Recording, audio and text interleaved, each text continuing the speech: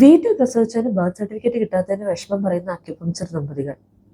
Cut ചെയ്യാനൊക്കെ ഒരു just പഠിക്കാനുള്ള കട്ട് ചെയ്യണം എന്നുള്ളത് അറിയായിരുന്നു. കട്ട് ചെയ്തു. കുളിപ്പിക്കാൻ ഉണ്ടായിരുന്നു അവർ ചെയ്തത് കുളിപ്പിക്കുന്നത്. ഈ ഡെലിവറി കഴിഞ്ഞ ഉടനെ ആശുപത്രി പോയോ?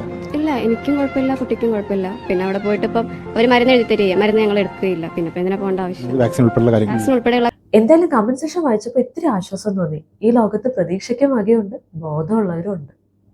രണ്ടുതരം ആൾക്കാരുണ്ട്.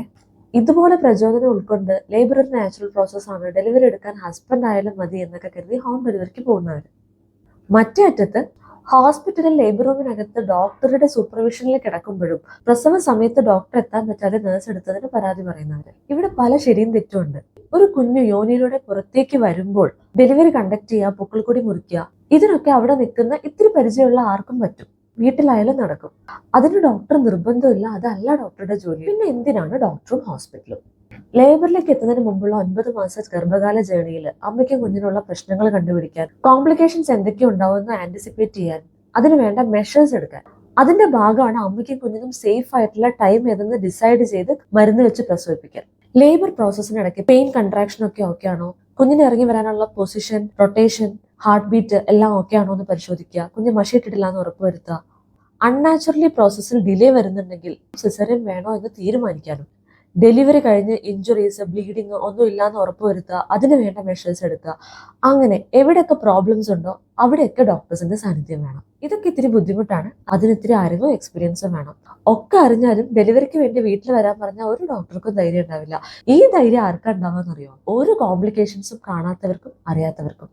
ഡെലിവറിക്കിടയ്ക്ക് അമ്മയുടെ BP ഒരു 180 പോയാൽ അമ്മയ്ക്ക് ഫിറ്റ്സ് അടിക്കുമെന്നോ, ഉടനെ സിസേറിയൻ ചെയ്തില്ലെങ്കിൽ വെന്റിലേറ്ററിലാവുമെന്നോ, മറുപിള്ള വിട്ടുപോയി കുഞ്ഞ് മരണപ്പെടുമെന്നോ അറിയാത്തവർക്ക്.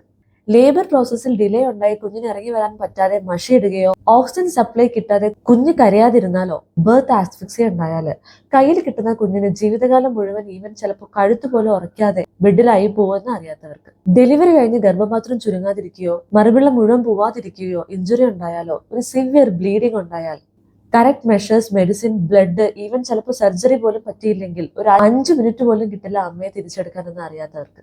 ഇവയെല്ലാം ടാക്കിൾ ചെയ്യാനുള്ള സൗകര്യം, തിയേറ്റർ, അനസ്തറ്റിസ്റ്റ്, പീഡിയാട്രീഷ്യൻ, ബ്ലഡ്, ഇതൊക്കെ ഉള്ളിടത്തെ പ്രസവം എടുക്കാൻ ഡോക്ടർ പോലും ധൈര്യപ്പെടും. വീട്ടിലെ പ്രസവിച്ചവരുടെ പോസ്റ്റിന് താഴെ അൽഹംദുലില്ലാ, സുബ്ഹാനല്ലാ എന്നൊക്കെ കമന്റ് ഇടുന്നവരോട് ഒന്നേ പറയാനുള്ളൂ, നിങ്ങൾ പടച്ചവന് സ്തുതി പറയണം. എന്തിനാണോ? നിങ്ങളുടെയും നിങ്ങളുടെ കുഞ്ഞിന്റെയും ജീവനും ആരോഗ്യത്തിനും ഹാനി വരാതിരിക്കാനുള്ള എല്ലാ സൗകര്യങ്ങളും അനുഗ്രഹവും മുന്നിൽ തന്ന ദൈവത്തെ വെല്ലുവിളിച്ച് അത് സ്വീകരിക്കാതെ ചെയ്ത ഈ അഹങ്കാരത്തിലും ദൈവം കൂടെ നിന്നതിന്. പ്രസവം ഒരു ഞാണുമ്മക്കളിയാണ്. എത്ര സിമ്പിൾ പ്രഗ്നൻസി ആണെങ്കിലും ഡ്രെഡഡ് കോംപ്ലിക്കേഷൻസ് വരാൻ ഒരു നിമിഷം മതി. 1000 പ്രസവം കണ്ട ഡോക്ടർക്കും അടുത്ത പ്രസവം ഒരു വെല്ലുവിളി തന്നെയാണ്. ശ്വാസം നേരെ വീഴുന്നത് അമ്മയും കുഞ്ഞും സേഫ് ആവുമ്പോൾ മാത്രമാണ്. Obstetrics is always obstetrics. നിങ്ങൾ റിസ്ക് എടുക്കാതിരിക്കുക, അത് ഞങ്ങൾ എടുത്തോളാം. Be safe.